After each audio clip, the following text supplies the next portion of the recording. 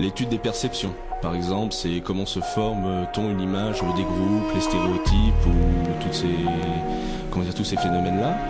C'est les influences sociales, l'influence minoritaire, l'influence de la majorité, comment on va se conformer. Je vis sans cesse mes réussites et mes échecs, car dans la vie on n'a rien sans rien. Je ne me cache pas, ça fait bien longtemps que j'ai fait la part des choses, mes intérêts, mais pas à n'importe quel prix. Je connais la valeur de la vie et de ma dignité, elles ne sont pas marchandables, ça fait partie de mes principes. J'ai toujours cette éternelle étincelle qui embrasse mon cœur pour réaliser leurs rêves, qui se voit chaque jour dans mes actes. Aucune de mes larmes ne coule en me disant depuis 11 ans j'aurais voulu être quelqu'un d'autre. Si vous pensez que les pleurs peuvent remplacer un sourire, j'ai rien d'autre à dire. Je m'adresse à toutes celles et ceux qui pensent que le monde appartient aux audacieux. Ils ont tort, ce terme est employé pour définir les courageux, mais n'appartient qu'à un autre temps. Mais bel et bien aux opportunistes, bien sûr que je me remets en question. Je trouve des solutions à chaque problème, pas des excuses, ça serait trop facile forcément. En toute honnêteté, mon sérieux me va ravir. J'ai rien abandonné, même pas la réalité. Vous écoutez, je suis à la découverte de l'horizon pour réapprendre à vivre. Ma peur une force qui m'aide à grandir. Et oui, et non, sûrement pas me détruire. À plus, plus, plus. Plusieurs branches, l'étude des perceptions. Par exemple, c'est comment se forme-t-on une image des groupes, les stéréotypes. Le temps ne ment pas et on finira tous ridés, ce qui veut dire que l'on ne peut plus reculer. J'assume conséquences et responsabilités. Je veux juste être entre le modèle et le rejeté de la société. Beaucoup se cachent dans le mensonge et d'autres dans la beauté, tout en délaissant le fondement même de la vérité.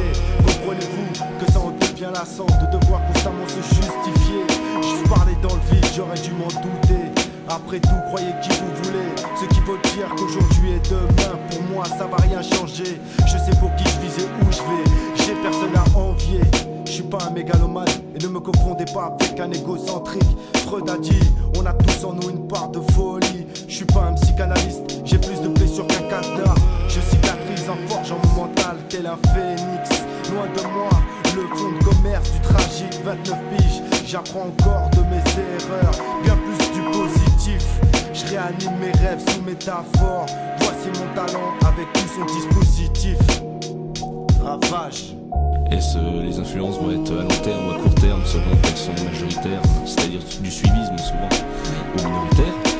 Et les relations sociales, notamment les relations intergroupes, comment on va favoriser son propre groupe ou non, selon les statuts, selon certaines dimensions. Donc ce qu'il faut préciser, donc c'est une discipline scientifique. Oui, avec des méthodes scientifiques. Avec des méthodes scientifiques qui datent d'à peu près un siècle. Et qui est développé, on va dire, de façon... c'est assez récent en France, même si le principal inspirateur, Gustave Le Bon, au 19e siècle, était français.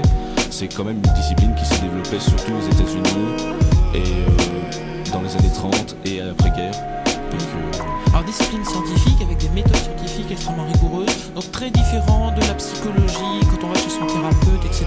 Ça n'a pas grand-chose à voir.